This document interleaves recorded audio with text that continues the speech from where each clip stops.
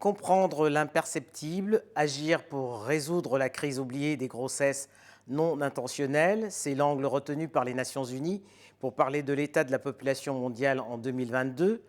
C'est dire à quel point la santé sexuelle et reproductive est essentielle pour garantir un développement équitable et durable à l'horizon 2030.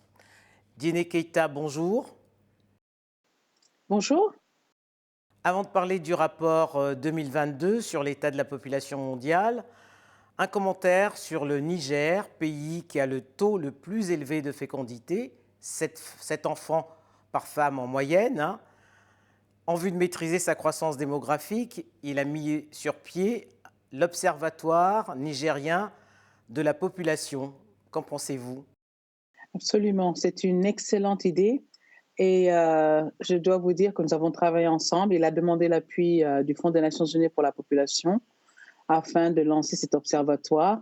Et ce qui est important de savoir, c'est que le président de la République a jugé important que cet observatoire soit placé véritablement au niveau de la présidence parce que les questions de population au Niger étaient liées au ministère de la Santé directement. Et donc, évidemment, ne permettait pas de couvrir toute la problématique liée à la population. Donc, je pense que c'est une très, très belle chose. Cela démontre que la population est centrale à toute politique de développement. Et pourquoi avoir choisi comme thème, ou comme angle plutôt, pour ce rapport 2022 sur l'état de la population mondiale, l'angle des grossesses non intentionnelles? C'est, vous savez, le mandat du Fonds des Nations Unies pour la population, c'est justement de s'occuper des programmes des questions de population suite à la conférence du Caire en 1994. Donc, nous essayons euh, de mettre au centre de la question des objectifs de développement durable la question de l'homme et de la femme, parce que tout effort de développement va en faveur des êtres humains d'abord. Et nous réalisons que les investissements pour des pays qui ont besoin de leurs ressources, euh, de choisir les sujets les plus importants, ils pourraient faire des économies substantielles si évidemment ils se concentraient sur les priorités en termes de développement humain. Et nous savons que l'éducation de la jeune fille est absolument essentielle. Et ce rapport, comprendre l'imperceptible, en fait, nous avons réalisé que dans le monde, il y avait énormément, énormément de grossesses non intentionnelles. D'où le choix de cette thématique. Ça paraît un peu provocateur, mais les économies qui en résultent, je pense, sont d'intérêt premier pour tout pays en voie de développement. Diéné Keïta, ce n'est pas la première fois que les droits de la femme, la moitié de l'humanité ou la moitié du ciel, hein, si vous préférez, sont au cœur des préoccupations du système des Nations Unies. Mais on a le sentiment que cela relève plus de l'incantation que de la volonté réelle de changer les choses, car au final, ce sont les pays qui décident ou pas d'appliquer vos recommandations. Absolument. Nous sommes une organisation intergouvernementale et cela veut dire que notre travail auprès des États relève du Conseil et de leurs besoins de nos actions pour les appuyer dans la mise en œuvre de leurs programmes de développement. Cela étant dit, vous avez cité un peu plus tôt le niveau de grossesse élevée au Niger, par exemple. Nous avons démontré par les études statistiques et les recensements de la population combien il est important de consacrer une part importante de développement à la femme et à la fille. Alors, comme vous l'avez si bien dit, cela peut paraître juste vœu pieux. Donc, nous procédons d'une manière différente et en faisant voir les gains que l'on peut avoir en investissant très pratiquement dans l'avenir de la jeune femme et de la jeune fille. Alors 60% des cas de grossesse non intentionnelle se soldent par un avortement qui n'est pas toujours médicalisé, hein, et même très souvent par un décès. Euh, Afin d'éviter ces drames, il faudrait légaliser l'avortement, mais on se rend bien compte que dans certains pays, ni la culture ni la religion ne le permettent. Alors, comment convaincre les gouvernements qu'il s'agit avant tout de protéger la vie des femmes? En fait, évidemment, les avortements dépendent des législations dans les pays. Mais l'avortement est déjà l'action à en fin de parcours, si je puis m'exprimer ainsi. Il y a des actions préventives qui peuvent être menées, d'où l'intérêt de ce rapport, comprendre l'imperceptible. Plutôt que d'avoir des mariages précoces, plutôt que d'avoir des grossesses précoces, et plutôt que d'avoir des grossesses non intentionnelles. Imaginez une femme qui a envie d'avoir des enfants, qui est mariée, elle a une grossesse non intentionnelle, tant mieux. C'est signe de joie dans la famille et tout se passe normalement. Une jeune femme qui n'a pas prévu, ou une femme qui est mariée, qui est dans son couple aussi, qui a déjà 3 enfants, 4 enfants, et qui n'a pas besoin d'un 5e enfant, mais qui n'a aucune autorité, là, ça représente des coûts pour l'État. D'abord parce que sa santé est en danger. Ensuite, parce qu'elle n'a peut-être pas les moyens d'élever cet enfant et de prendre soin de son éducation et de son insertion dans la société. Donc, à ce moment-là, en essayant de faire comprendre aux États le manque à gagner par rapport à l'investissement en amont sur les questions de développement humain et sur les questions qui permettent à une femme de consacrer plus de temps soit à sa vie sociale, soit à sa vie familiale, soit à sa vie professionnelle, et ainsi de contribuer à l'économie de son pays. Ce sont les pays en voie de développement qui sont concernés par ce genre de recommandations. Est-ce que dans cette liste de pays, il y a des pays modèles? Ce sont tous les pays. Notre rapport est un rapport mondial et les 121 millions de grossesses non intentionnelles chaque année concernent tous les pays du monde. Mais cela va sans dire, plus le niveau de la pauvreté est élevé, plus il y a de grossesses non intentionnelles. Et donc, il y a 3 fois plus de grossesses non intentionnelles sur le continent africain qu'en Europe ou dans le reste du monde.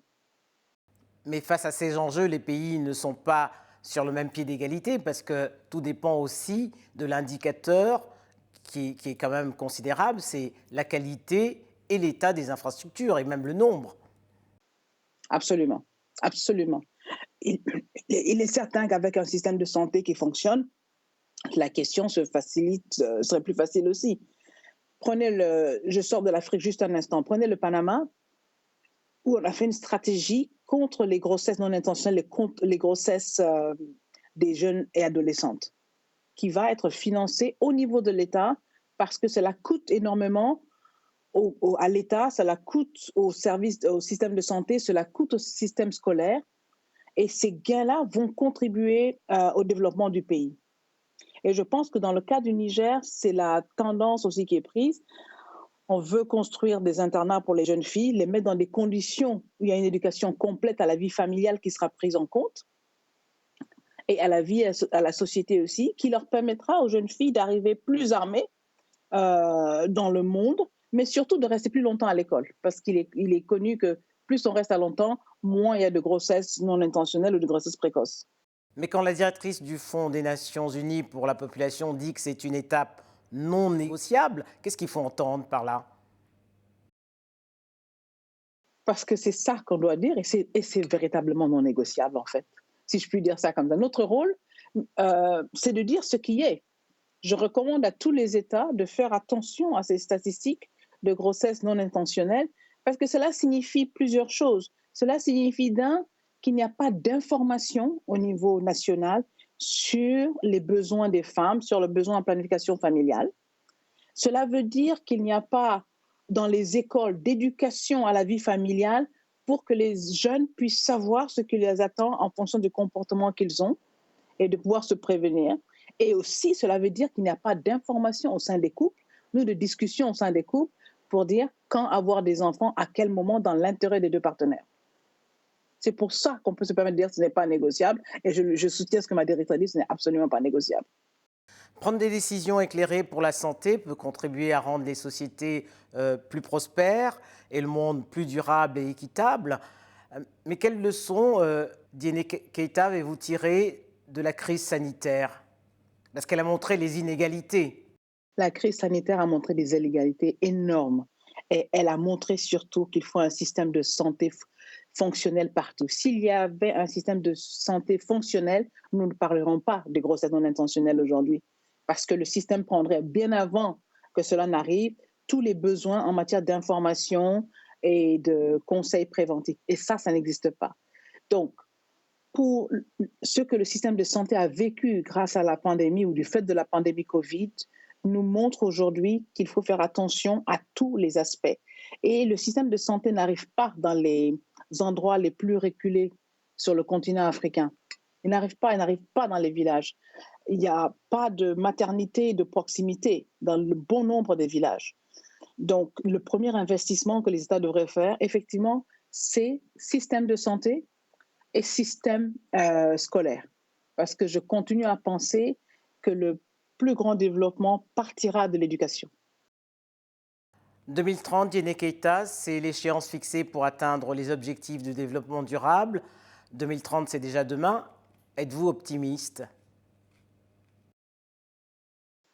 Je suis optimiste, mais on ne les atteindra certainement pas. Avant la pandémie à Covid, nous étions déjà en retard sur l'obtention de des objectifs.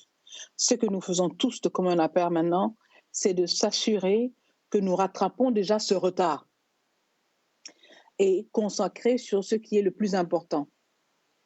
Et ce qui est le plus important sur le continent africain, par exemple, c'est véritablement le dialogue intergénérationnel et les devoirs pour les générations futures.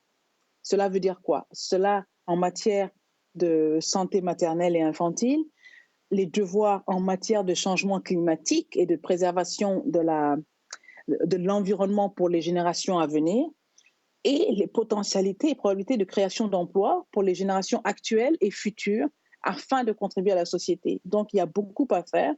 C'est pour ça que le partenariat avec les Nations Unies est important, mais il engage toute la société, les organisations de la société civile, bien sûr, mais aussi le secteur privé de plus en plus. Diéné Keïta, merci. C'est moi qui vous remercie.